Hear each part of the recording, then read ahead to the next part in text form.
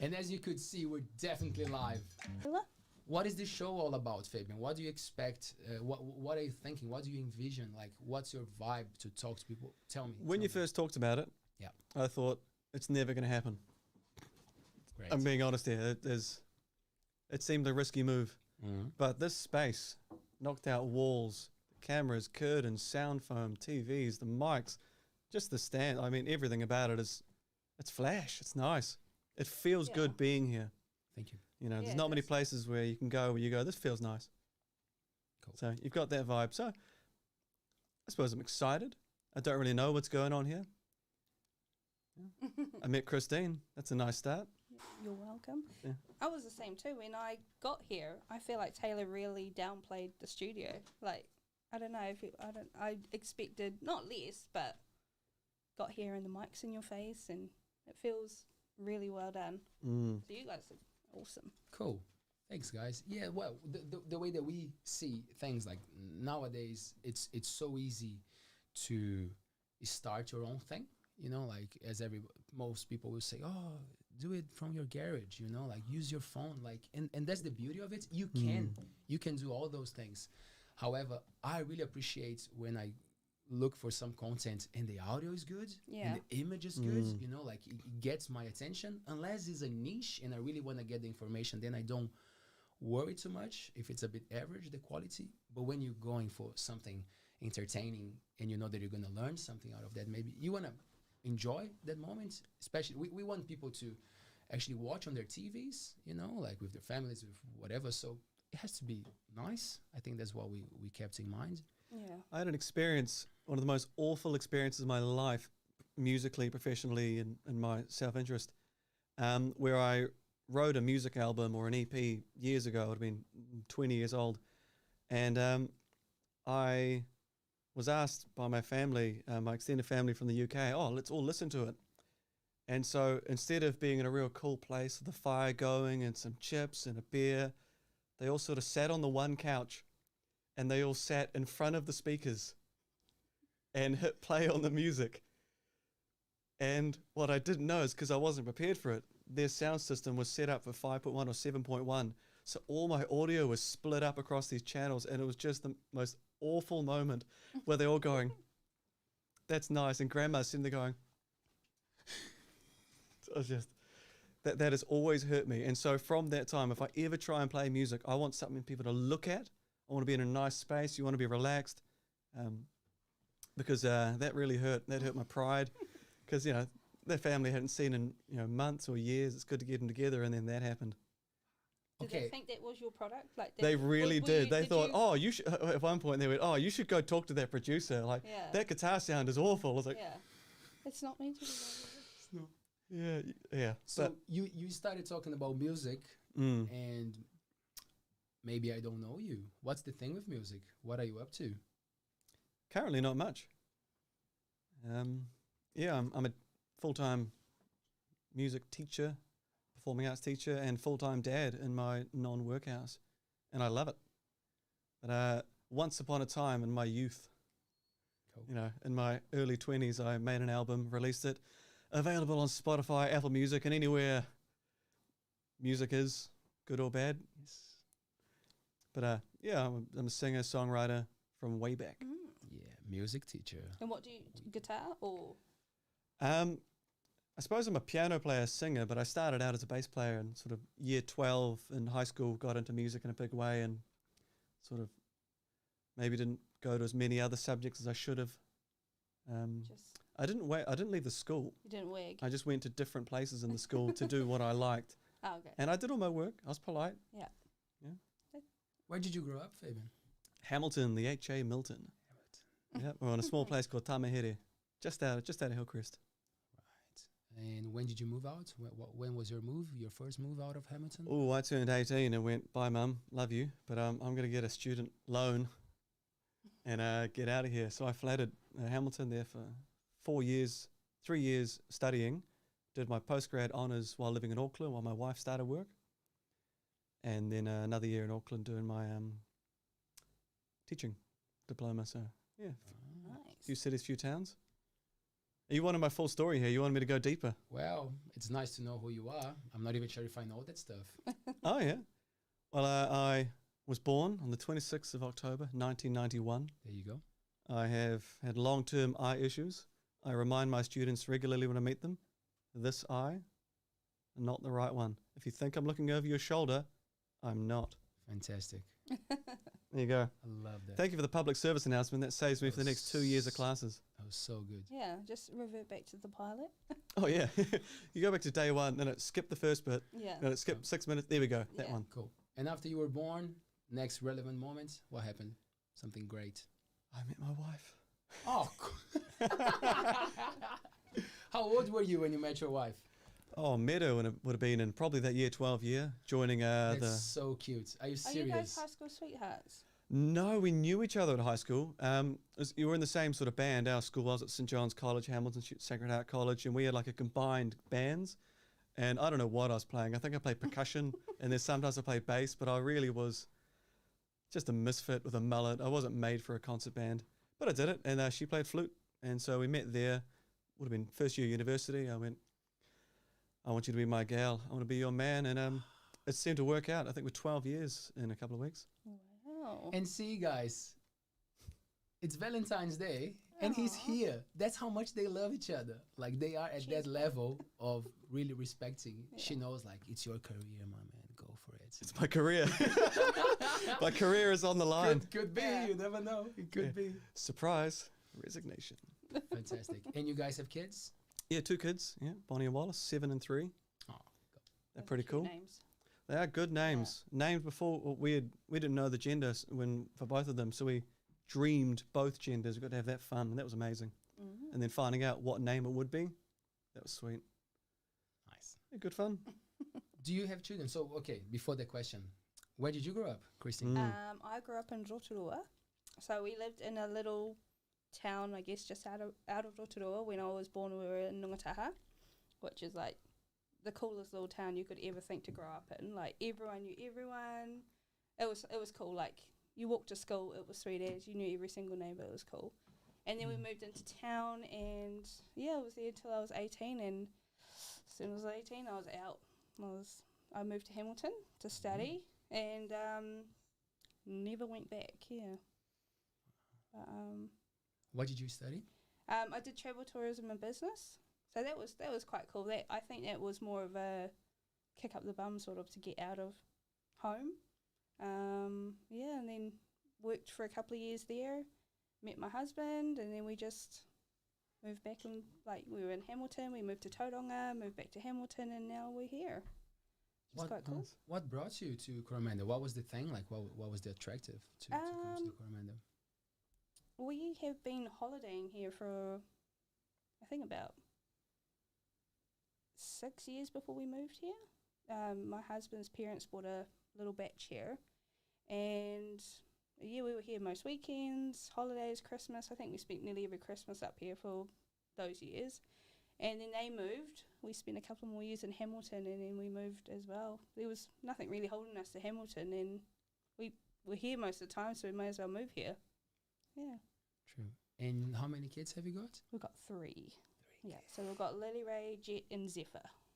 Nice. Nice names. Yeah, It, pretty it, radical it names. seems to be like a New Zealand thing of having 3 children. I noticed that so many families. It's like, too many.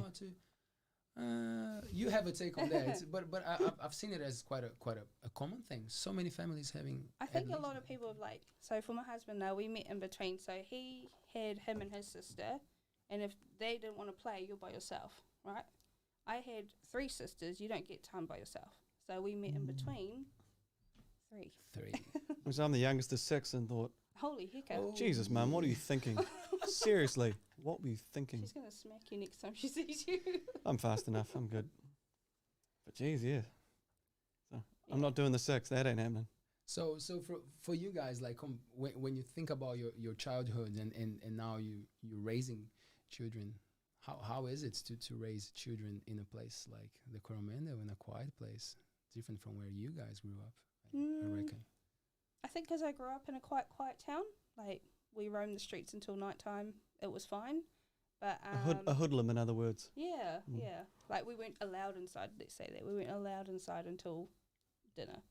But when I was in Hamilton, I couldn't even see. I didn't like my kids to be past the driveway, and yeah. But here, I'll let them walk to their friend's house, and they can play on the street, and I'm not overly worried. I think it's because I am in a quieter town, but I know that's just me.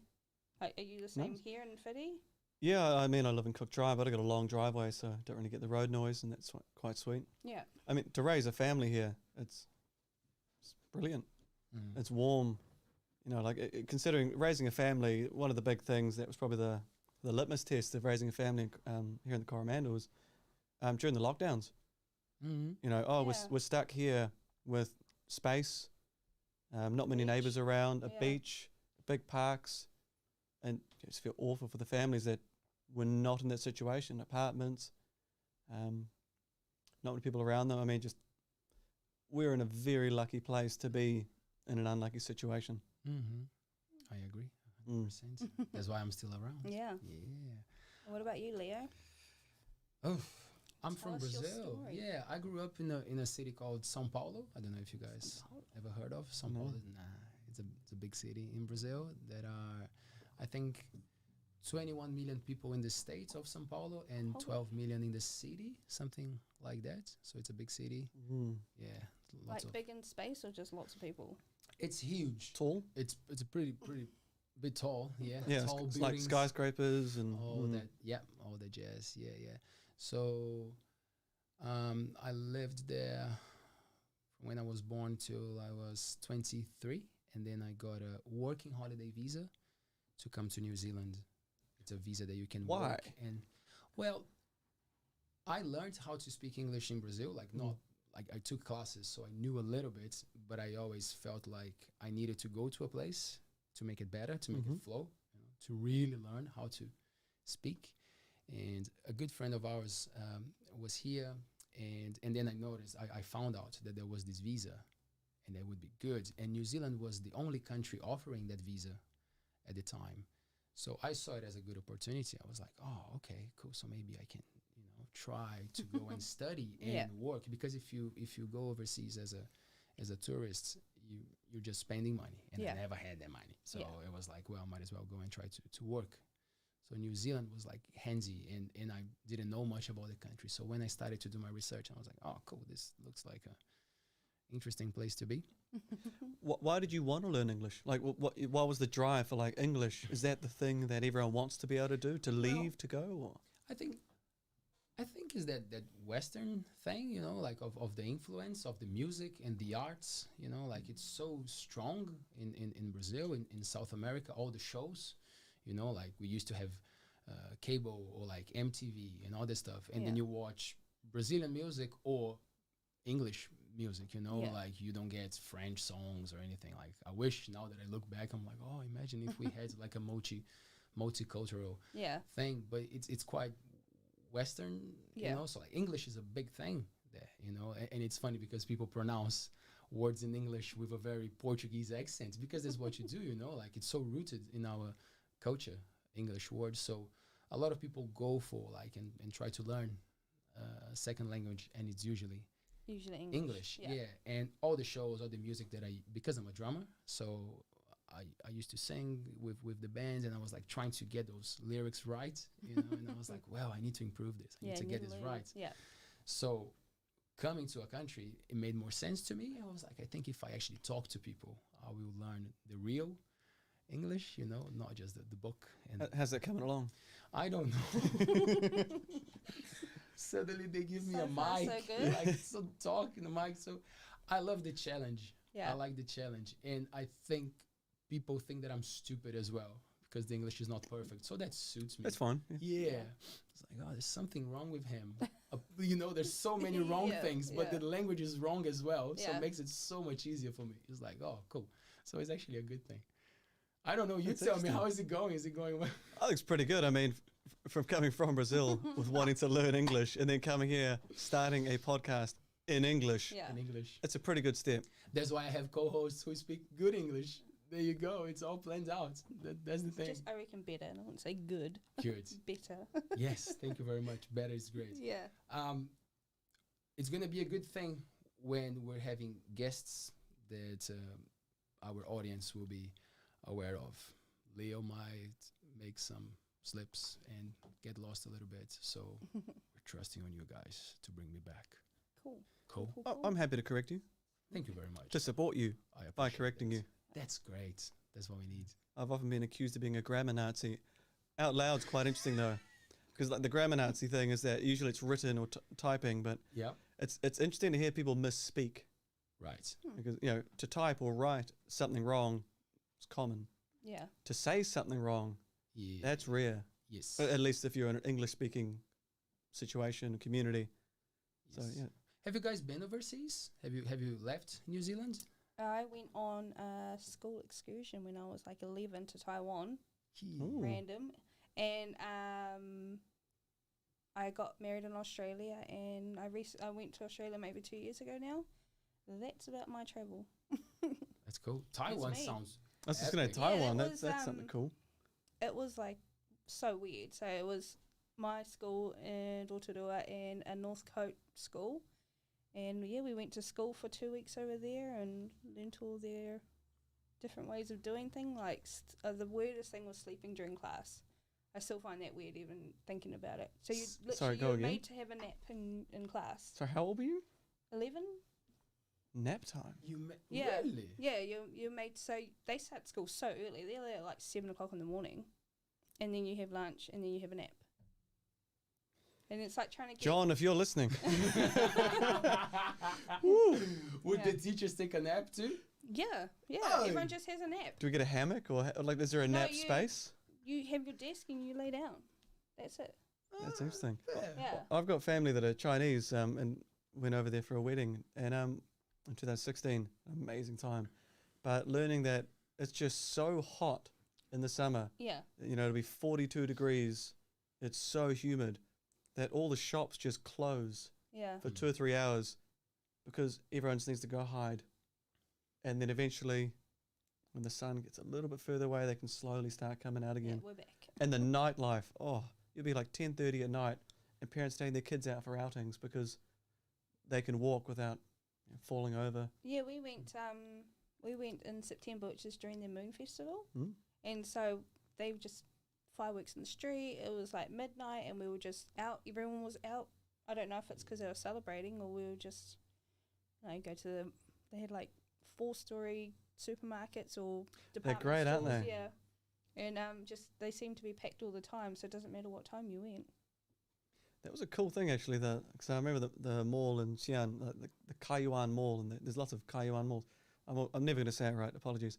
But you want to go buy some clothes, so you go into the mall, and then you want to go get some tools. You go upstairs in the mall, and you keep Yeah. circling around. All of a sudden, you're in the supermarket at the top floor, and you buy your groceries, Yeah. and then you have to sort of walk through the clothing and walk through the tools to try and get out again.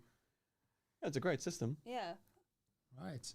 And you've been to other places as well, right? You've Yes. done a little bit of. My first job was in Rarotonga, Cook Islands, right out of 5 years of study. Got myself into $48,000 debt. Thank you, government. It's good. I'm 16,000 left. Give me 3 years, and I'll be done. Ooh. Shout For out the to ones taking government. notes, Yeah. 16,000 to go. Yeah. That's good. But so working in Rarotonga, it was 2 years. It was all right. How'd you find it? Like, obviously you were there over summer. Was it unbearable? I think you get acclimatized. Like, we got off the plane. I went there for a visit. I got offered the job, and I tentatively accepted and went over for 3 or 4 days by myself in October. And that's, I think, monsoons. It's hot, stormy weather. But I Yeah. got out of the plane, and foolishly I was wearing jeans, and it didn't matter it was just too hot. The door opens. Literally, they opened the door, and it just hits you. Pocket of hot. Yeah. And then when we arrived, because we got married 3rd of January, and then the 12th of January, we went overseas with our 7-month-old daughter Oh, to work my first job. Yeah. And it was just hot. But, 18 months later, you're in the middle of a winter, and it's 26 degrees, and you're wearing a jacket.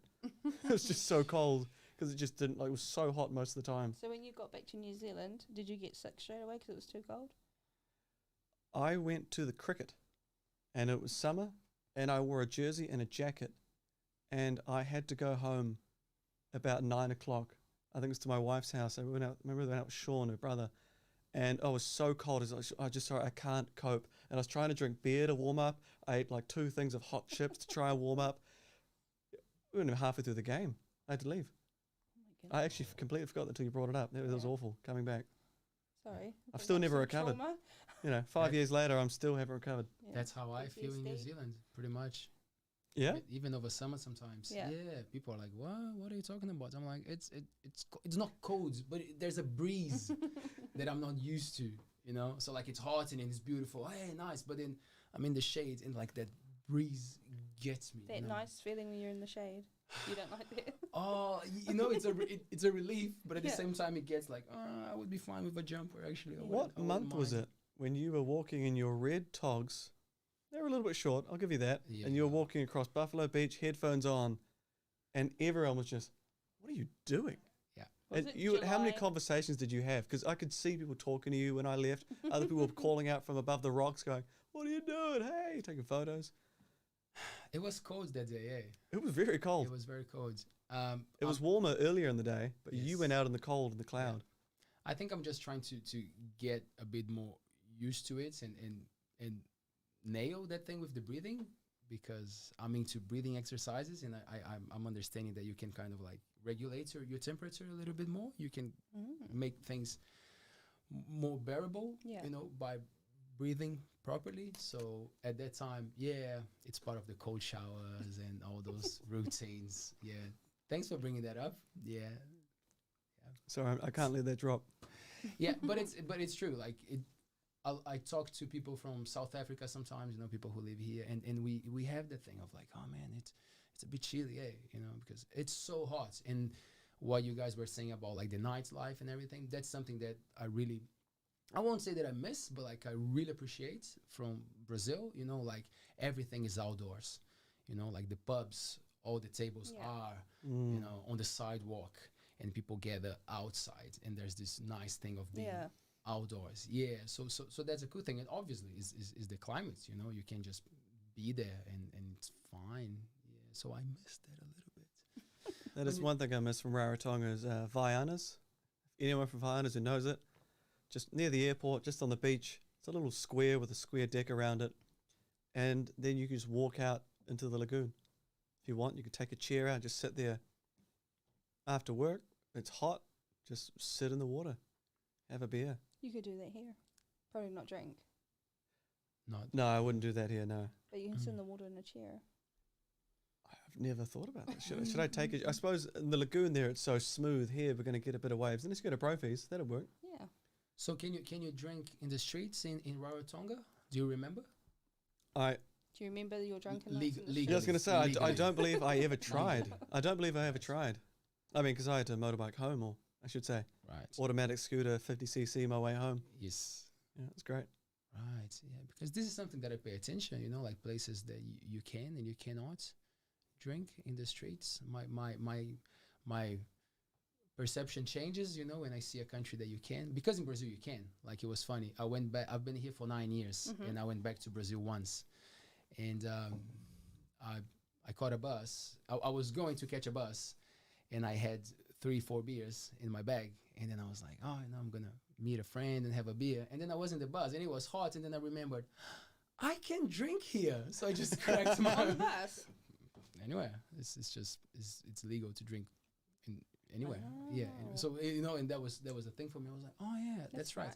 It really changed the whole, you know, the way that the country operates. I used to criticize that. I used to think that it was not good to be legal to drink anywhere all the time. But now I'm kind of like changing my idea, because I also noticed that when you restrict too much, people see it as a challenge, you know, and then you see even more like bad things, because people are kind of like teasing the system or whatever. There's something similar in Rarotonga where it was so cheap to drink out. There's no point going to the supermarket to buy a box of beer. So, you know, you go to Vianas or any of the fine establishments in Rarotonga, and you could, you know, $2, you got a bottle. And of course, it was near expiry. It had come from If Australia didn't want it, it was right near that. Occasionally there's some floaties and a Heineken, something that's rare to see because usually it has absolutely no substance to it. But at that stage, something happens. But yeah, it was cheap. I suppose it kept it as a social device instead of having it in the household. I liked it. I thought it was a pretty good system. At least for the expats. That most of the people I knew were expats. Yeah. You gotta be very aware of those things when you're traveling. Like you really gotta pay attention. So yeah. Do you remember any? I know you were 11, you were young, but like in Taiwan, do you remember any rule or anything that really stuck to you? You were like, whoa, that's different. Apart from the nap time. The nap time is fantastic. Yeah. It blew me away that they were so strict on not flushing toilet paper down the toilet. But I think that's most Asian countries, isn't it? Like it's all in a bin next to the bathroom. And yeah, I don't know, just being 11 and with a group of other 11 and 12-year-olds just stopping at the service station and there's a hole in the floor as the toilet that just sort of sticks with you. You're like, you know what? I can hold it and wait. I'll wait till the next stop. Every stop's I can't imagine that at 11. Yeah, it's like, I know, does it train you for being a teenage female and having to pee in a bush? Or like I had that in China at the wedding 2016, so I was in 25, 26. And that was awful. 11, I was sick for about 13 days overseas. I just couldn't hold anything in or down. How long were you there for? Probably 14 days, but I lost 7.5 kilos being there, and I basically did a tour of the Chinese bathrooms. I'd go through a particular market, and it's certainly. I imagine at 11 it would have been really scarring. For me, it was still scarring, sitting in a room with 13 other people over a hole in the ground. Yeah. And then basically being like, "I'll see you in about 10 minutes." I was so sick the whole time. But there was another thing that I had an idea and then I changed my mind, because when I went to Japan it was the same. Like I went to some places and the toilet seat was so fancy. Like it had all these buttons and spray, and like it would turn into a robot and dance for you, whatever. Yeah. And then I was like, oh, that's cool. And then you go to the public ones and they're all, the hole on the floor. And then I was like, oh, okay. And you had the bar. And then I was talking to a friend about that, and she was like, well, for us, it's better for like the hygiene, for women, no because contact, you're not touching anything, and you're actually squatting, which is a good exercise. Yeah, I would say. I don't know. So you talk about the really shiny, sparkly, amazing toilet. Any toilet that had a seat in China suddenly became that experience. Like, oh, it's got a seat. It's 1.5 feet off the ground. Oh, look at that. It's got a button to press. Like, those were like golden threaded. I know. 3 gold features. Thank you. I think as well as 11, you get to those toilets with like the bidet features, and you're like, let me just press everything, see what it does. Yeah. And then I also learned that position is the best one for our bodies. Someone told me in Japan, they were like, oh, our bodies are actually meant to be in that position. So, and I'm like, okay, always learning, So ALTBAYS, you heard it here first. Yeah. Guys, we got so much to offer. Oh my what a cool. So that's the thing. So with this show, I don't know if you guys know, but we will bring so many different people to talk to. And I think this will make it very interesting for us. Like, I think we'll learn a few things. So for the people watching us, you can always send us a message and tell us about cool people who have interesting stories in our community. Like we're going to try to reach the bigger audience that we can by bringing different people from different backgrounds. Well, when you first put it to me about, the point of this, to bring the community together, people you may not have already met. And, as a teacher, I reflected upon that. And upon my reflection, I thought about all the times where I've spontaneously met someone from like a different faction of the town. Like there's a guy, Mike from Catch Charters. I went on a fishing charter once with my family with him and, did the whole experience. Lots of fun. Maybe 2-3 years later, we played a gig with a school staff band at the fishing club in town. And he was there. And, we'd got off. He knew as a teacher, it was all sort of fun and banter. But then when he saw us playing in a band, all of a sudden, they were there watching the sound check. A big group of 8 guys all sitting there having a few drinks. they saw the sound check. Oh no, we're going to stay, and they stayed till midnight. A whole group stayed, and they just kept drinking. They all ordered food. The bar behind the staff behind the bar were real happy with it. The kitchens are stoked, and then ended up having a big banter, and they loved the show. And so now every time I see them, I say, how you doing? Oh, you're doing well. Great to see you. A lot of fun. That comes to mind when I think about the show. Like, okay, I've never met Christine. You know, another cool person from Matarangi. Shout out to those Matarangi colleagues of mine. Yes. Woo! Shout out. We have a cool little town. Pretty cool. Yeah. So that's how I picture the show. Like, just it'll be nice to meet some people, find out some cool stories.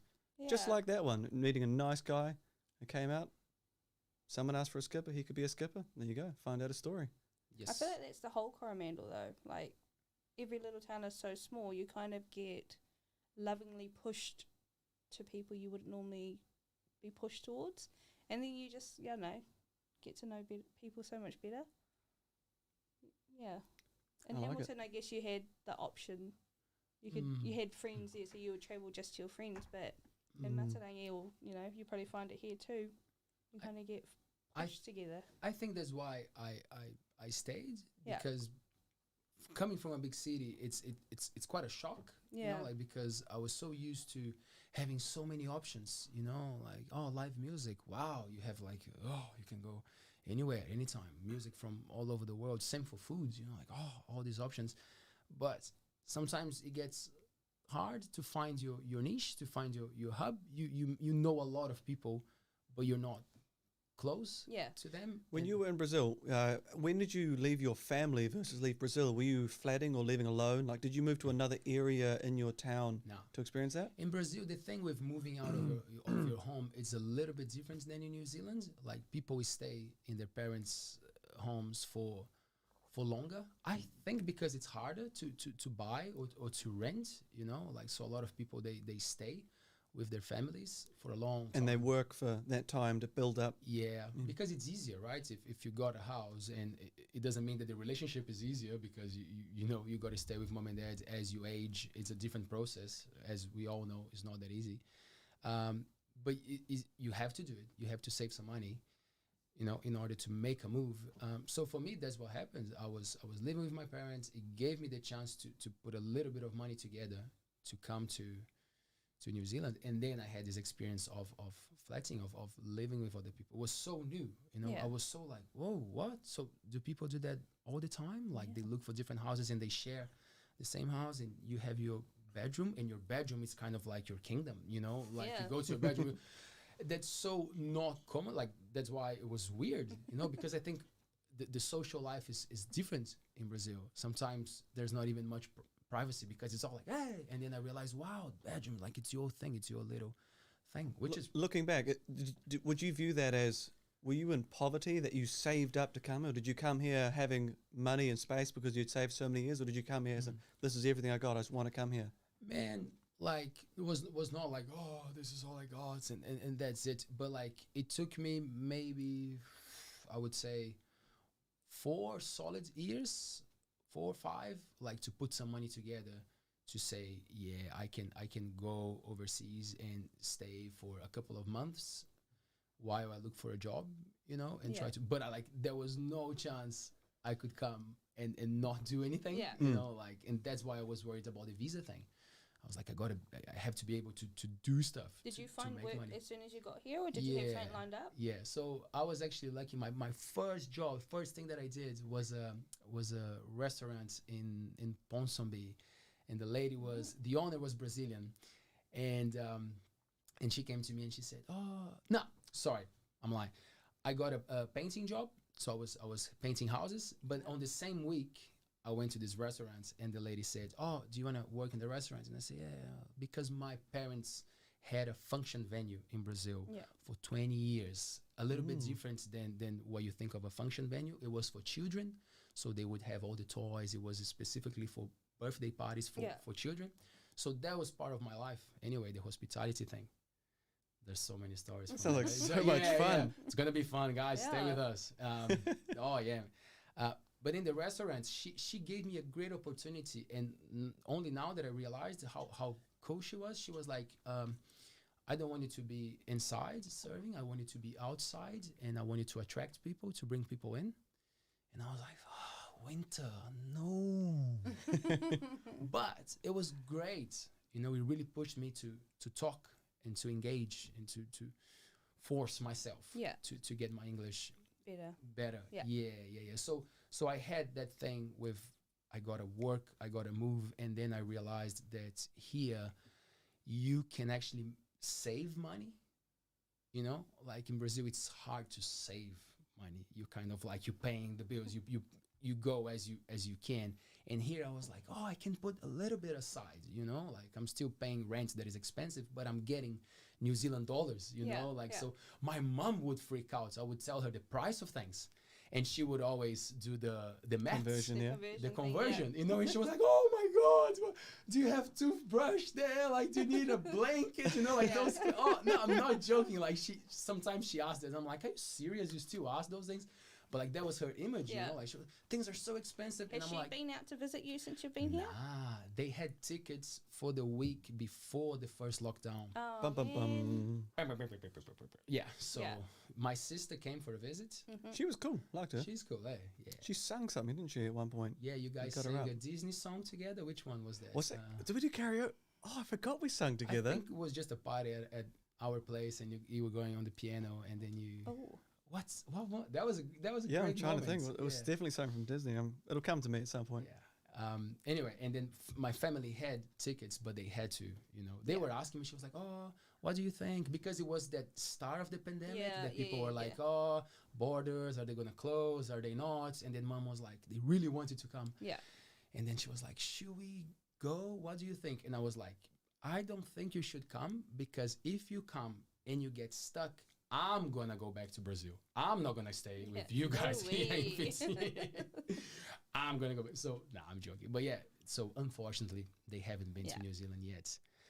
But you know what? When I was reflecting a lot on this show, and I'm thinking like, this is such a cool opportunity for my family as well and my friends. You know, they get to see you and stuff. Get the vibe of what we do and what's happening here, and you know, like some bridges might happen because nowadays it's so connected, you know, like, and we're into the arts and we know so many friends, so many musicians. Like, I really want these things to happen, you know, like artists to come and take New Zealanders to Brazil to tour. Like we have some cool plans to get things going. So this might be a good starter.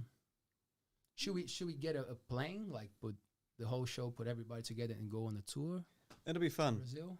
If you gave it 2 years of the show running, I think that's enough time to build up We're gonna get a Brazil. fans, build up revenue, build up audience. That would be cool, eh, Christine? Yes. Trip to Brazil. I'm keen. Yeah, something like 3 weeks away. If we're 20 days away, that's enough to some articles, maybe write a book. Yeah. The first published international travel guide. That would be fantastic. Have you guys been to America, South America, North America, Central America? No. No, Not never yet. wanted to. 2 years apparently No we're interest. going. Cool. So let's put it. Not 2 years ago. Not yet. Let the Yeah, show. I said not yet. That's do right. the thing. I didn't say not no yet. interest. No interest. Not yet. We have some interest today. We have some things that we all fancy. Music. You said something great before we started the show. Oh, about you two being confident singers. Confidence. Confident singers. The confident singers and me. And me, yeah. The confident singers and me. Yeah. Are you a confident singer? No, I'm sort of like a drunk karaoke singer. Yeah. When drinking or when not drinking? Yeah, obviously. So you're like, no, I'm like actually- a drunk karaoke singer. No, I could. That's a probably category do of itself. karaoke sober. That'll Yeah. be fine. You got any like hits? Nah. I was about to ask that. No. I Come do on, not have any Christine. hits. Couple no. of songs. Come on, that would. If I was to sing a song, it's like something from the 60s or 70s. Well, you've Okay. piqued my interest further. Yeah. Taylor wrote that I down. will I saw share. him taking notes there. I saw him. He made a move. I there. will He was share like, my Spotify playlist with you.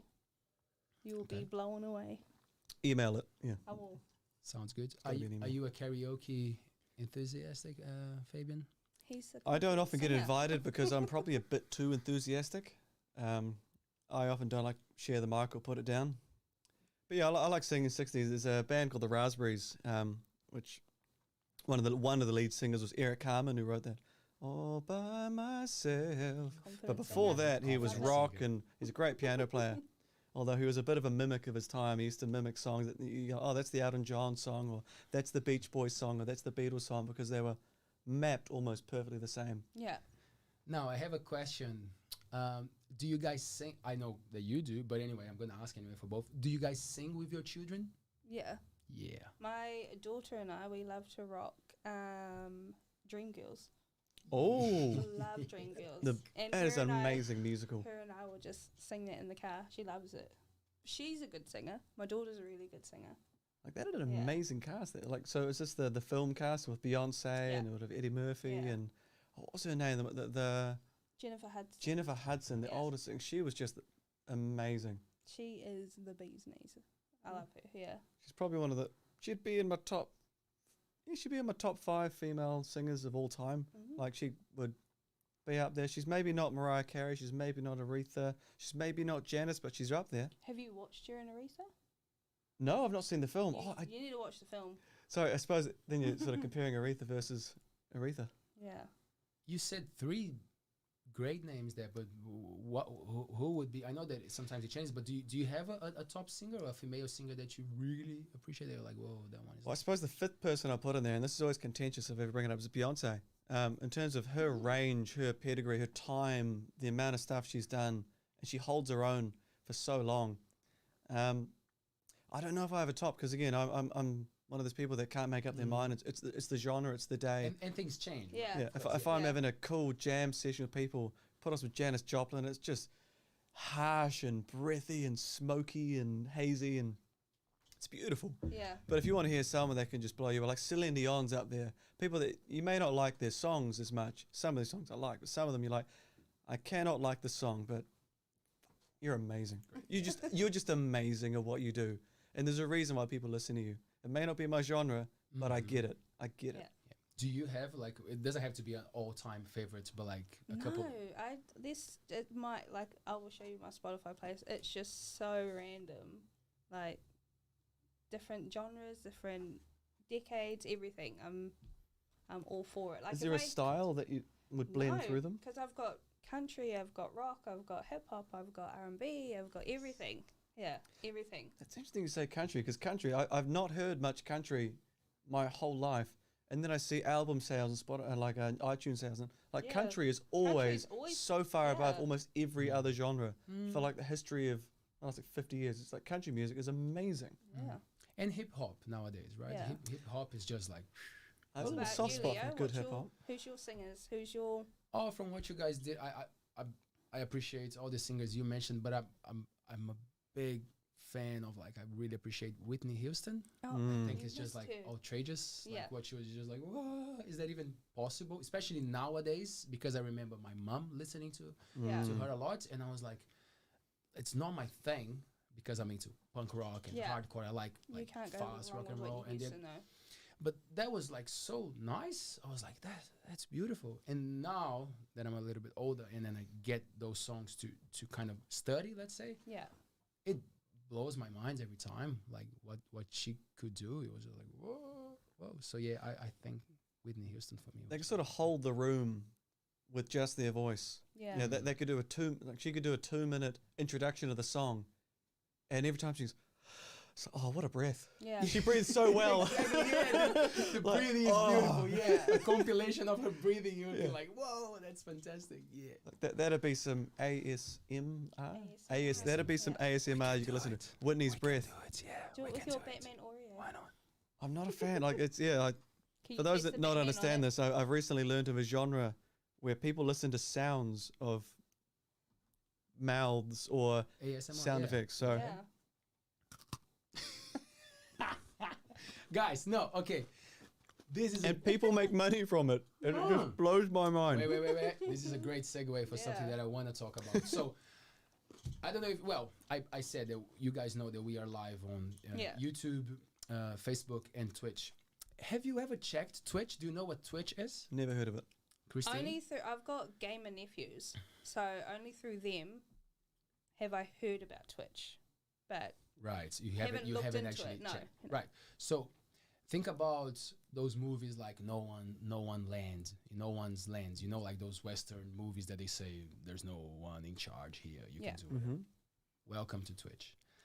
It's like it's crazy. It's great for a lot of things like we do. So like there's a lot of people podcasting, and there's amazing content that's pretty cool, but it's just like a huge platform where you can live stream whatever you feel like it. So it's not a profile-y, hey, look at me, I have a dog type like Facebook used to be, or you go for live Twitter or whatever. streaming.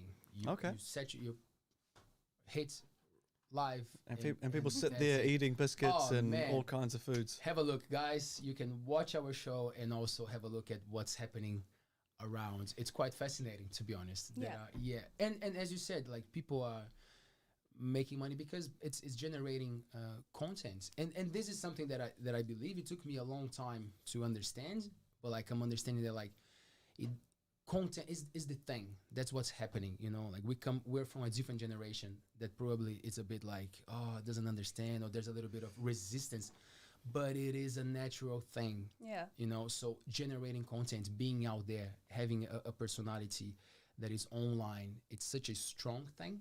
So I'm just trying to wrap my head around that, and yeah, so we're doing it actually together. We are on Twitch. Welcome.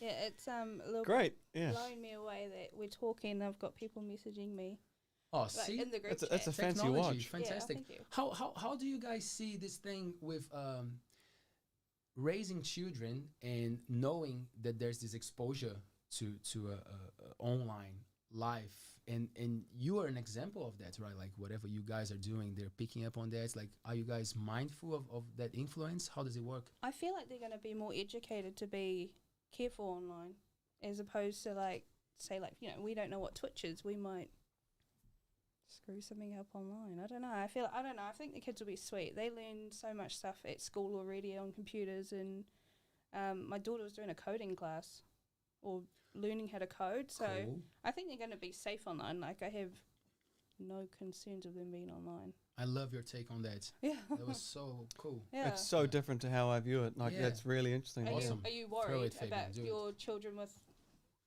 I suppose being a teacher, 'cause I've been a teacher for years. Even at high school, I wanted to run tutorials on things that I thought I knew about, and upon reflection, I should have not taught anyone that. But I'd say from a teacher's perspective, seeing kids on breaks, I just heard the water being drunk. Oh, That's sorry. ASMR. It's, Um, sorry. We'll compile the Sorry, Oreo that's my swallow. coconut drink. We'll put it together. Good Yeah. mics, good microphones. We'll get Yeah. 1,000 likes on that track. Oh, my swallow, jeez. I suppose the most interesting characters in schools, the people that like stand out as being like, whoa, that's a person who's like boom, or a person I see in the community that's like boom. They're not on their phones. And I see a lot of like, you know, I got a Nokia 2280 that my brother and I shared. He was in year 11, I was in year 9 at high school. So he had the phone. Was it the one with the snake? You could play Snake, Yeah. and that was cool. How and old were you when you couldn't got a break them. phone? I would have been year 9, but we shared it, so I Oh. didn't get it. Sam I had got it. my first phone at 16, so I was Ooh. even Damn. later than you. Yeah, Yeah, but later. Well, you are considerably older, Oh, so you know God. there's that. But So much older. in that, like I grew up with phones, and I watched them develop. I remember the first flip top, and I remember the flip top that you could twist the top of the phone and turn around. I think my wife had one of those at one point. I remember one that I could like scratch it. You can be like a DJ scratching the front of it. Yeah. And then all of a sudden, you know, what, 2004, 2005, was it, is it the iPhone year, 2004, 2005? Like Never had one. I don't know. You got the tell me. iPhone came out, all of a sudden, like, they just took over, and every phone suddenly became a touch pokey phone. Yeah. But then just, everything's so easy on them that no one really seems to know to use them. I have a question. Do you guys had a moment? Did you guys have a moment in New Zealand where you know, like how you have 2 degrees, Vodafone, whatever? Was that a time where people would have different numbers because they were doing better deals, and people would have more than I one had SIM? 2 cell phones. Yeah, It's- was it a thing? So I bought a cell phone at 16. It was like my 16th birthday. But when I started working, I bought a second phone so that I could have an 027 and an 021. So cool. 20 Yeah. cents a text, 50 No, cents you got your a text. 500 free texts or whatever. Oh, geez, so that's that late. Yeah. There you go. So you got Damn. your 500 free texts I remember or lo- 1,000 or something, and you could only text 027s for free and 021s for free, so you had to have both. You didn't have Jeez. to have both, but you had both. I remember sitting there going, okay, I've got 50 texts this month. So to be like, all right, Sorry about getting a phone early. I'm like, I might have texted like Isaiah and be like, hey Isaiah, do you want to come to the movies on Saturday? We can watch this movie. It starts at this time. My mum can pick you up at this time. Cool. Let me only text back if you don't want to come. Yeah. Full stop. Because if you went back and forth, okay, I just spent $1 and it didn't work out, as opposed to one message. Because you'd be conservative. Like, I'm not going to text them back. I'll wait till I top up. I want to text my boyfriend or my girlfriend, whoever's texting each other. Like, I would text my friends and be like, all right, I'm giving my phone back to my mum. yeah. Like, I'm giving her phone back to her, don't text back. Yeah. Yeah. Oh, shit, I remember that too. Yeah. Great. So I have a good story about having two phones. It better be. In Brazil was the thing as well, right? So you would get a deal from that one and a deal from Yeah. another one. And I never bothered too much about having like a good phone. So I had mine, old school, like the flip one. And then my sister had one that you would slide up, like you would do the thing like that, and that was cool. But one of our dogs got that phone and bit the hell out of it. And like, it didn't destroy it, but it was pretty close to it. So my sister didn't want it anymore. And I was like, oh, I'll have it. So I put another SIM on the thing. And I was walking with these two phones, thinking I was cool. Ridiculous, like all bitten by a dog. But I was feeling great having two phones. Yeah. Right? I was coming back from university. I parked in front of my house. These three guys come to rob me, right? It's Brazil, guys. So, it happens. Very common. And then the guy puts the gun and I was like, whoa, shit, okay, out of the car, and then he jumps in the car and then I'm like, oh, okay, now I'm gonna take the car. And then like, I could see that they were not desperate, because sometimes the guy taking you, it's more worried than you, like it's not, I guess it's not an easy thing to hold a gun and go after someone, but they were kind of relaxed. So like, I came close to the window and I'm like, bro, man, take the car, but like my wallet's there, man. I got no money. You're gonna take my documents, and then I'm gonna have to do the run to get my documents. And he's like, he got my wallet and threw it at me, and I'm like, cool, score, got my wallet back. And then I was like, man, don't want to be a pain, man. You're doing your thing, but man, my cell phone, bro, like it's so messed up. Like you're not gonna get $1 out of it. And he's like, oh, come on, bro. But the other guy checked the phone, and he's like, he's right. And threw the phone at me, and I'm like, yeah! Got my phone back and my wallet. He took the car. And you didn't get shot, so And I it's didn't a good get story. shot. It's a Yeah. good story. Great story. How old were you? That was university, so maybe 20?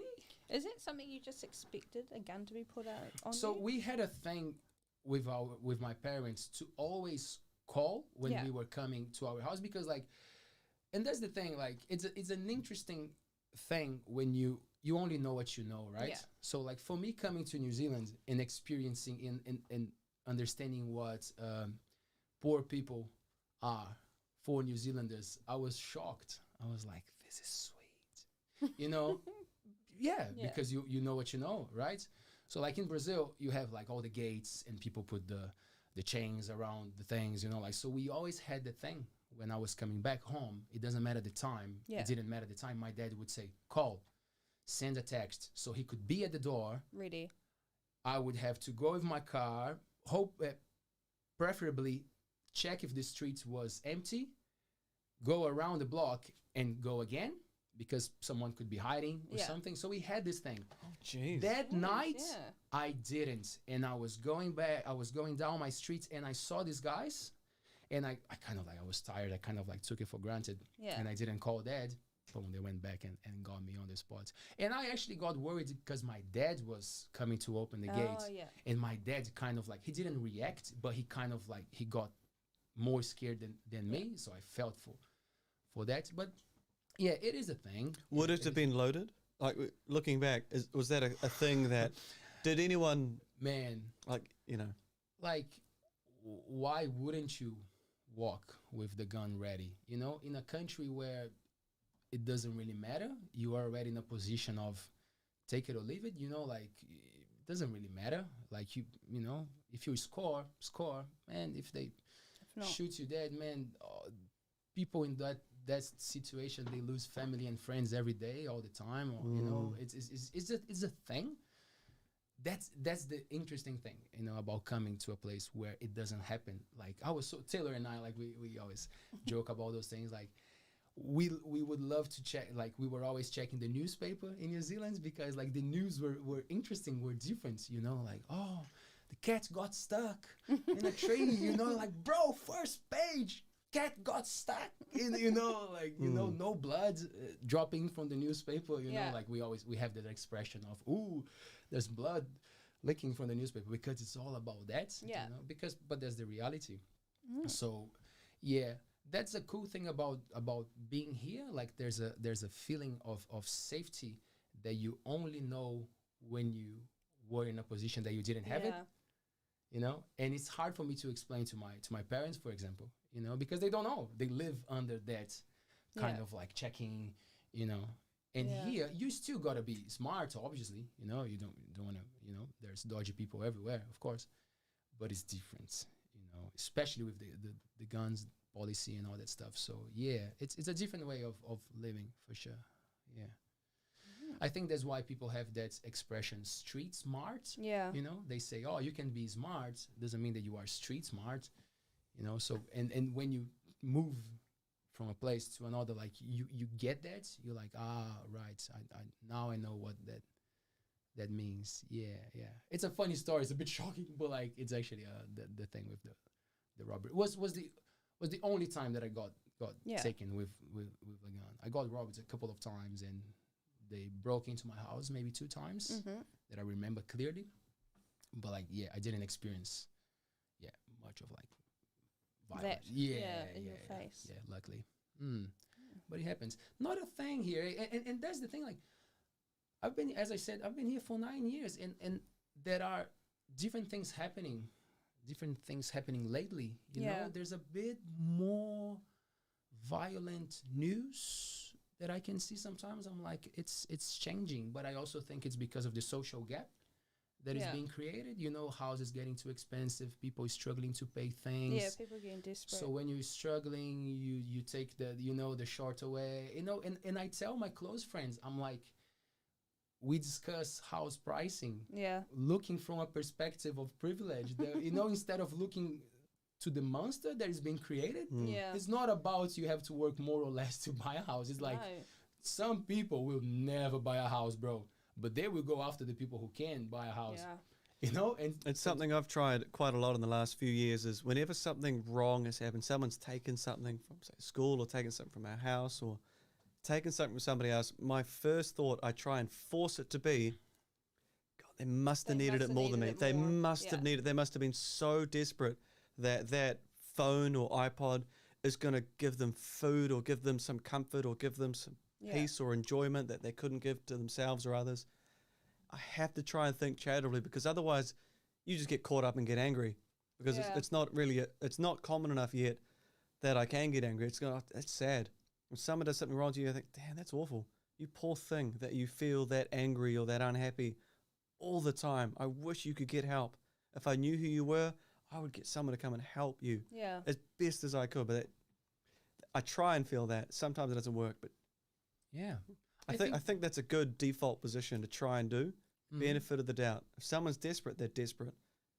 And you can see, of course, it's a very different example, but like at school sometimes I pay attention to those things. You know, like some kids, they have different behaviors, but then you got to pay attention to what's happening at home. You know, that yes, please. Mister, sorry, are you a teacher? Oh, well, I'm a music tutor, so I teach drums, and I do work with the learning support. And but my job is actually arts administrator, so I work in the arts department of our local school. But I get to interact and to teach. So it's the teachers in me now. The teachers in me. Well, teachers in me. You got the best names. Yeah, the confident singers in me. The teacher in me. Confident singers in me. Yes. Yeah. But I pay attention to that. You know, like the great teachers. They develop that sense of like not letting the behavior of the children affect. Like they see the big picture, you know, like that child is doing that probably because there are other underlying things, and I value teachers so much more now that I work with them, and I see how much stress is part of the job, you know, because you gotta, as you said, you know, you gotta see the whole picture, otherwise it drives you crazy. Yeah. I imagine raising 3 kids is already a big mission. So running a class with 20 something must be a little bit hard. Yeah, I don't know. Like, my kids are pretty. Your kids pretty, are cool. My Your kids are pretty awesome. chill. It's true. It's like, true. Yeah, I don't know. They're pretty easy. Like, I wouldn't say easy. You know, kids cost money and make messes, but they're pretty chill, like behavior wise and everything. Yeah, I think it's my husband and I are quite chilled, but we are very strict. So I feel like we growl less because they already know better, and yeah. The make a mess thing's interesting. Luckily, we have all the space. Like, get out of the house. Yeah. Every time you touch something, there's stuff everywhere. So we just get out. Let's play at the beach for 4 hours. You can throw any stick. You can break shells. You can smash stuff. Yeah. And then you come home and just spray you with a hose. Get out of the house. You can have some food and get ready for bed. Yeah. See, the weekend just gone because we had that massive storm. So we were all stuck inside. We just both agreed it was like, let's just not look at the lounge. Let's just not come in here.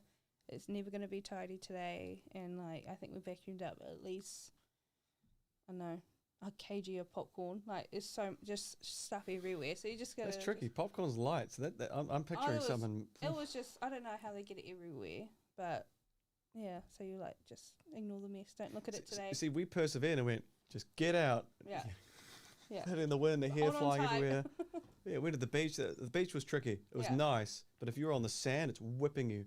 Just stand in the water. Yeah. And you can cope. Yeah, you'll be right. You're not flying off anywhere.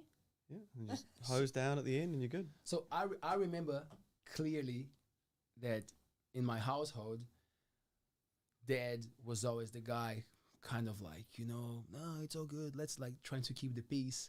And Mom was, like the crazy. Like she was the boss. Like she was in charge. And she would scare me sometimes. I was like, okay, I think, now we're serious, right? So yeah.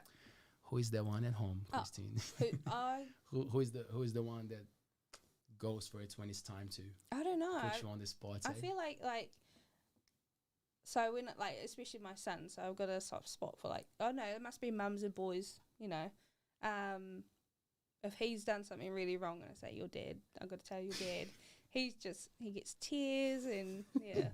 So I don't know, maybe it's just with your dad, maybe he was harder on you and your mum was softer. I don't know, because you've got one of each. Do you feel like that's going to be a thing? Like you've got your daughter, maybe you don't want to growl her as much because she's daddy's girl.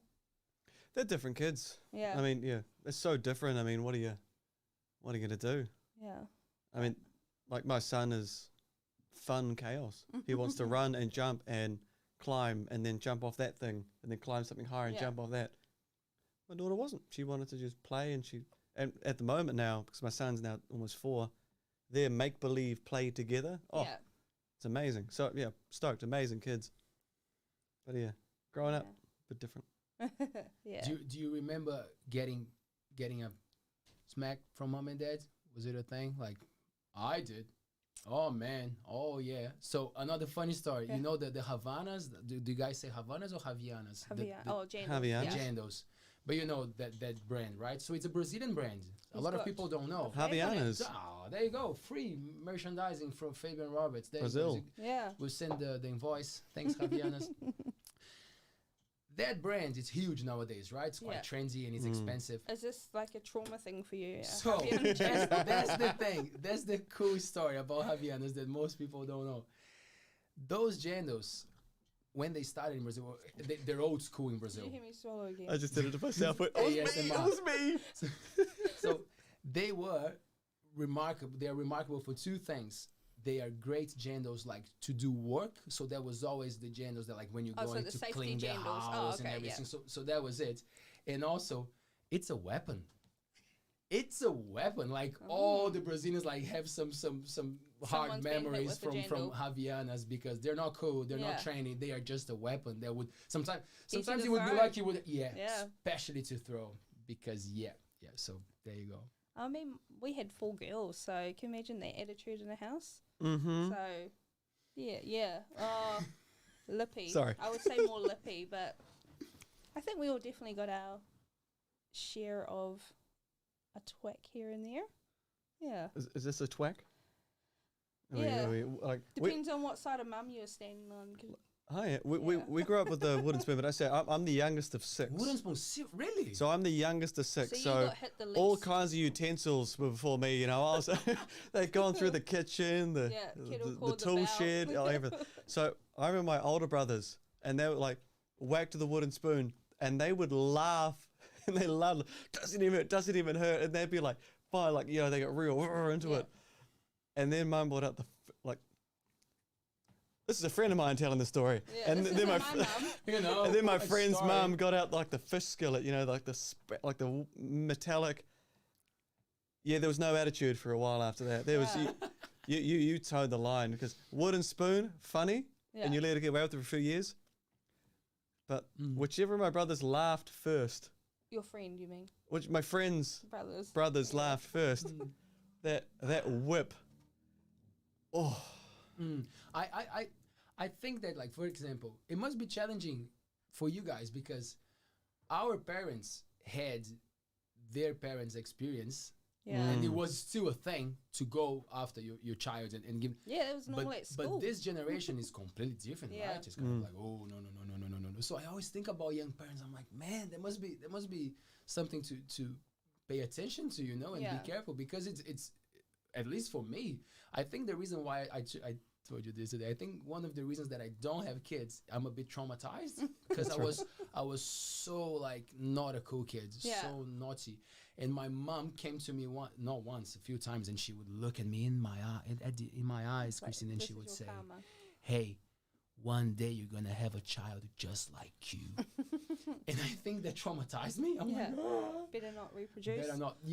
But funny, like completely different way of raising a child nowadays. Because I have a lot of Samoan family and like close family and friends, and it was the broom, like the straw sort of broom, like that whip behind you. Like if you were just doing something in the wrong place at the wrong time, like she just bring it out to whip whoever's in sight. You get that in the back of your ankles, and it stings.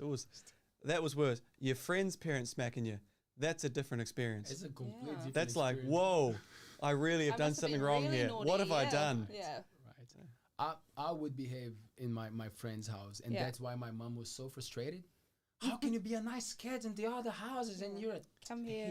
And yet your mother probably would be happy to balance that. Yeah. If it was if you were great at home and awful there, like you'd prefer as a parent that your kids are angels to everyone else and that they build good relationships, become good humans. If they're awful at home, we can cope. We love them. We know them. We'll always be there for them. But they got to make relationships. They've got to make their own life. They better do it well. Invited back. Oh yeah. True. Yeah. And I think it's a safe place to rebel. Yeah. Is that right? I think that as well. I always think that, like, you know, if your kids are playing up, you're their safe person. So if they're to play up for anyone, it is for you. But I would be highly disappointed in my children if they knew that they played up at someone else's house. Is there anything nowadays that you guys, I don't know if fear is the words, but like, is there anything that you are a little bit worried that your children could get hooked up into, or like it's something that kids do and you're like, that's a concern. How am I going to deal with this? This is new. This is not part of, you know, my culture background, you know? I don't know. For me, so my son has just sort of, since the last lockdown, I think, or maybe a bit before that, he just started playing Fortnite. And we were so against it. Like, I just didn't want him to be Fortnite. What is Fortnite? You know, like online gaming. I kind of know, but some people watching might not know. What is it about? What is Fortnite? We should get my son on. In a nutshell. It's an online game, and I think they just kill each other. Okay. Until the last man standing. Okay. Yeah, so I thought, I wasn't too worried about the violence of games. He's going to see that everywhere he looks. I was just not keen on him being addicted to it, because it is a very addictive game. And it took us so long to let him get on it, but that was like my biggest concern, was letting him game online. Right. It's a tricky question to ask because I've only been a parent once. There are probably some people I know that have been parents like 3 times. They're the best people to ask this sort of stuff. Like, so you tried and failed that time. All right, we'll write off those kids. Right. They're in their 30s now. We'll ignore them. Yep. And your next kids, they were a bit better. You managed to, you're a better parent then. 3rd generation, nailed it. You're great. You're a bit older, but you know, you may not be able to run around as much, but you've learned some strategies. Yeah. Other mothers just try and know your kids real well. Like we've tried to get our kids addicted into Super Mario. I didn't grow up with Super Mario. I was Halo and like the original Xbox and PS1 with Tony Hawk's Pro Skater, that sort of stuff. Yeah. And then, because I was the youngest, I wasn't allowed to play that. Sometimes I had to play Spyro because I wasn't cool enough because my older brothers. Yeah. But so like our kids, we play Super Mario, and it's violent in as much as your little character jumps on top of a mushroom. I mean, we eat mushrooms, so really we're just as violent as Super Mario and Luigi. True. Oh, beautiful. Like the ethics of that Violent game, the amount of Goombas and little winged turtle dudes, we kill a whole lot of them, or at least we bump them and they seem to die. Yeah. Just to save one princess who doesn't seem to know how to defend herself. What is the morals behind Super Mario? Let's bring someone, a developer or something. Let's bring the writer in, What's happening here? Yeah. Is it morally good to save one princess and murder, generations of Goombas? Like those Goombas you kill, they have families waiting at home. They have kids at home that are hungry, little miniature mushrooms. There you go. Spores floating around that'll never have a parent to show them how to live right. Vegan community, stay with us. We're coming for you. Saving the mushrooms. Did you used to play video games? Was it a thing for you, Christine? Yeah, when we were younger, we had a Sega. Ooh. So we were Alex the Kid, Sonic the Hedgehog. And you had to commit to the whole game because you couldn't save it. That was So the you worst can't part of turn it those off. games. Yeah. So I've never been able to clock it, but my older sister was always the one to like sort Alex the Kid and everything like that. But yeah, you play, you have to commit to that, or don't flick the TV off, or don't flick the console off. And that's the thing. That almost seemed to have its own form of addiction. Yeah, 'cause Like you have to it was finish it now. addictive in a small time. It's like, okay, the whole of Sunday was lost, so Yeah. you're addicted to the game, but you can't play Yeah. Monday to Saturday because you got school and you got sports and whatever. But Sunday, right off, it's gone. Mhm. Yeah, and then you have to commit to leaving it on. Like if my kids left the PlayStation on all day, I'd be real mad. Yeah, Like, turn it off. You're not even on here. You've just reminded me. I want to go find a classic game. Spider-Man Separation Anxiety, amazing little 2D sort of run game. That was such a cool game, but I've never seen the ending. I don't know how it ends. My whole life, we never saw it YouTube finish. it. It's surely on YouTube. No, 100% not on YouTube. YouTube. I will find a way to download it legally. Yeah. I will legally download it. And yeah, it'll be so cool. A game from the early mid 90s and Yeah. late 90s. It'll be so much fun. Do you guys remember Windows 95 and when I had Windows 98, then Windows XP came out? Oh, Yeah, I do remember. it was just amazing. You could turn the computer on. It would take less than 5 minutes to turn on. I used to play Doom on my computer when we were Doom? Yeah. Oh. Doom. Yeah, Doom was a good game to play. Terrible game to finish. Spoiler. If you finish the game Doom and you're like, I'm going to do the final switch, and they drop you in a room and they all kill you. And it's like, Yeah. oh. Doom. So we win the game by Doom. dying. Dying. Yeah. Fun game. It's all in though. the title. Doom. Yeah. I mean, the writers knew what they were doing. They Yeah. wrote the ending first, and then went backwards. Yeah. Fills in all the violence. Oh man. What about you? What did you play? I had one video game. I had a Super Nintendo. I think I had a Sega. Sega. We used to say Sega. Yeah. I think I had a It's Sega. probably But pronounced Sega. yeah, but like when I was little, and then I remember a Super Nintendo, and that was the thing for me. Yeah. I would play. I think it was Mario Kart, Mm. and there was like a soccer game, like International Superstar Soccer Deluxe. That would, because in Brazil, obviously, That's it's the jam. soccer. Yeah. Like people don't even know what rugby. Is it Yes. football in Brazil or is it soccer in Brazil? I learned because I learned American English, so I always learned to say soccer. But I'm sorry, What's the New Zealanders, Brazilian word for it? football, right? Is that what you guys would Football. call it? Oh, yeah. We call football. Okay. So it's football, closer to yeah. football, but because I learned soccer, it got in my Yeah. mind. So sometimes I say soccer, but I know that it's football. So yeah, it's a big thing there. So all the games are pretty much, for me at least, like sports FIFA. related. Yeah. FIFA, yeah. But like never got into the PlayStation vibe because my parents had that function venue. Yeah. It was a big thing for us to play arcades. Oh yeah. Joysticks. Old I school spaces. love that thing, man. Like you're next to the person, Yeah. and pinballs as well. I was always into. They're so much fun. Yeah. So as soon as ALTBAYS starts to kick off, we're planning to have some pinballs around here. That would be cool, eh? to Have keep you the Probably not gas. during the live stream. Not during the live ding, ding, stream, ding. but while you're waiting, Yeah. you can go and play something. If you could set it up that you'd have triggers like a digital version set up. So much fun. How Best cool. game ever. Yes. If you don't know what pinball is, it was a game where Good a to have him, eh? ball Yeah. bearing, you could pull a spring lever and shoot it, and the target of the ball bearing is to fall down the end. But you could pad it, you could flick these switches, and these little pads would flick up and they'd shoot and bounce off the rubber domes. And the more you hit the magic buttons, the rubber domes would change color and they were twice as many points. Or you hit it through the skull or the eyeball, all of a sudden you got magic music changed and the lights flickered and you sit there for hours and then you lost. Yes. Yeah, another one of the And you put the coin in. And computer games that you had, like, what was it? That. What's the other one? Minesweeper and Solitaire. Oh, Those were like- Minesweeper. That was it. Wow. So pinball was definitely up there for computer games. Actually, Minesweeper would be Came really free. cool. Is there any way of putting that into a newspaper form? Probably not. Have to be interactive. That's a great game, Minesweeper. I never knew how to play it. Yeah, I think again it would have been probably in my 20s that actually learnt the rules and what the flags were for. Oh, really? You sit there, it's like click, click, click, boom, damn it, click, click, click, click, boom, bomb. Wait, so the point is to not get the bomb, obviously.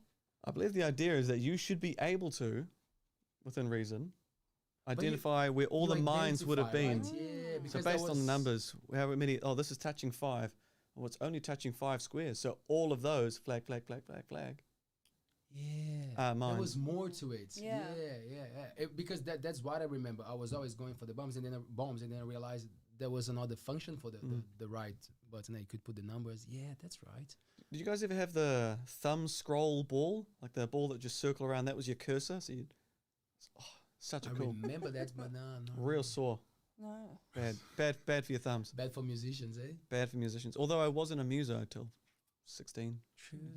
That's right. Yeah, it started late, and Yeah. it's Oh, I haven't started, so and that's it's pretty very good. impressive still. Yes, yes. You're allowed to start anytime. Whoa. Mm. Yeah, I see a lot of value in going for like learning music. Yeah. At a when you're older, I read something once and the guy said that like people have this idea that the brain won't learn as fast or whatever. It's actually that we have less time, and we are afraid of making mistakes and Yeah. to look silly. That's why kids don't have that. They just go for it. They don't care if they're making a mistake or not. But as adults, we're kind of like, oh, I don't want to look silly, trying to sing but we all can. Coming on a podcast.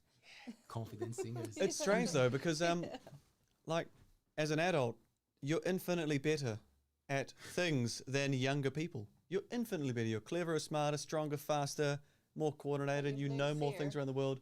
So it should be the right time to learn. Yeah. I think so. And that's my job at school. Like my job is teaching primary music. What's my job description? Make it fun. No kid fails. Everyone joins in. Everyone does it. Everyone has a good time. I've never told someone they can't do it, because what a horrible thing for somebody to do. And yet you hear that story a lot. Oh no, that sister, what's her name, told me to stop singing in the choir, or oh, they told me to leave. And I hear that from colleagues all the time. I hear these horrible primary school people talk about being forced to learn recorder. Man, in this day and age, I got a Yui good. Boom playing drums and bass and piano. When we do recorder, we're jamming. Yeah. It's the- a good way of looking Gotta at make it I fun. like that, yeah. Hey, I just want to, ask something for that gentleman over there who is so quiet. Mr. Taylor, how are we doing, man? Yo, Yo. we're doing well. Are we happy? We happy? You guys happy? Oh, Hey, no attention to the man behind the curtain. we're super happy, man. So yeah, it is around 100 people watching. Oh, that's Oh. fantastic. Thank you so much, guys. That's cool. No, it's true. It's Nerds. It's actually just 10. 10. Oh, well. That's fine. It's still good. Thank you for the 10 people watching us. Must be mom and dad of, all of us. Yeah. No, we having a total like 300 views, That's but cool. people is staying for like 10 minutes or so, and then they just go to do Well, thing. no wonder. It's Yeah. Leo here. It's pretty course. annoying. Cool. Nah, thank you so much. Are we all good with our technical things and everything running smoothly? Yeah, everybody's saying that now it's okay. We had a problem for the first 10 minutes or so. The sound was duplicating, so they could listen to you twice, kind of. Oh, man. Listening to me Double once the is money. hard, Yeah. and then Yeah. Jeez. Okay. You're telling me. But now Double it's going. Yeah. entertainment. We have a lot of people watching it in the playback, so they probably are like 1 hour behind or something like that. Oh, good. How long have we been talking? now is exactly 1 hour and 28 minutes. There you go. Oh, no, Nice. pretty solid. Yeah. Cool. Thank you. That's what we were going for. Well, this for the people who are watching live, I really appreciate it. Thank you so much for sticking around. The first two shows, so today and Wednesday, you're gonna have this beautiful opportunity to get to meet our co-hosts. So Fabian and Christine, they will be next to me every time. Well, we're gonna alternate, obviously, but every time that I bring a guest, they're gonna be with me, supporting it's not an interview, it's always a chat. And on Wednesday you're gonna meet the other two co-hosts, amazing people, Brett Soanes and Tepaya Puha. So on Wednesday is gonna be another cool opportunity to get our vibes and see what we're up to. And then on Friday we're going hard, man, with our real first guest. I think I'm gonna keep it as a secret for now. I'm gonna say the name closer to the date. Or the day of, maybe. Or the day of. Yeah. I haven't paid attention to any of the notes about this, so I actually have no idea. It's still a mystery to me. Man. And I'm probably not going to watch live, FYI. Yeah. It's all good. I don't like being online. But you are. Yeah. Well, Wow. I'm not there for the feedback or the chat. You're going to have to email me personally if you want me to hear your thoughts. There you go, guys. We're gonna give you Fabian's email at some stage. Now we're good. We'll give a cell phone number out. Yes. So I'm going to text you their thoughts. Sure. Anything you would like to add? It's so cool to have you two here. I think this is gonna be fun. Thank you for the opportunity. It's Yeah. interesting to know that at least 2 people in the community thought we're worth listening to. No, Is 10. 10. 10. 2 people here initially, and then Oh, 10 people that have yeah. stayed on. Yeah, Oh. sorry. Yes. Yeah, your people too. Sure, Yeah. whatever. To know that anyone ever wanted to listen to anything I had to say, outside of people who have, students are stuck with me, colleagues, they're stuck with me. You stuck with me, so there's a difference there. Thank you. Yeah, I think I didn't think I was interesting enough to talk about anything, but I don't know. Here we are, figuring it out. I think Yeah. you are. Oh, thank I you. think we're Agreed. good. Yeah. Agreed. It was really hard before the podcast because I kept telling you to, no, we're not allowed to talk about that. We're going to save it for the podcast. Save it, yeah. Oh, I can't remember what it was now. We were Fabric. talk- Fabric. Let's talk about we went fabric. Fabric. Softener. Fabric softener. And fabric softener too. Yeah. We're gonna learn a lot. We're gonna have cool conversations with cool people. So yeah, I think this is gonna be fun. I might try to bring some music to it next time. I'm thinking that maybe if we interview somebody, I could sort of maybe summarize their view, their perspective, their angle, their story, and put it in a In little a bit song. in a bit of a song. And there will be more shows coming. We're Yes. just keeping it as a secret. Oh yeah. Oh yeah. Yeah. Guys, I think that's us, Taylor? Yeah? Yeah, that's Think- us. Do you want yeah. to say bye? Do you want to dance I- do you want the music to dance? No, I do and want to say goodbye. bye-bye? Again, I want to say thank you very much. So, live every Monday, Wednesday, and Friday on YouTube, Facebook, and Twitch. Have a look. This video will be uploaded on YouTube pretty soon. And we're going to be also on the podcast. And we're going to start the ASMR channel with Yeah. Fabian Roberts. He's going to read bedtime stories and have snacks. Send in your requests gonna of whisper things to and- eat. Snacks to eat in front. Oh man, just put ALTBAYS.nz on your favorite social media, and you will find us. If you were keen to listen to us again, it's going to be pretty fun, I guarantee. Thank you so much, my friends. Thank you. Cheers. Have a good night. Yo, thanks, Taylor. Thanks, guys. Thanks, Taylor. Ciao. Ka kite. Bye bye, guys. Rockin'.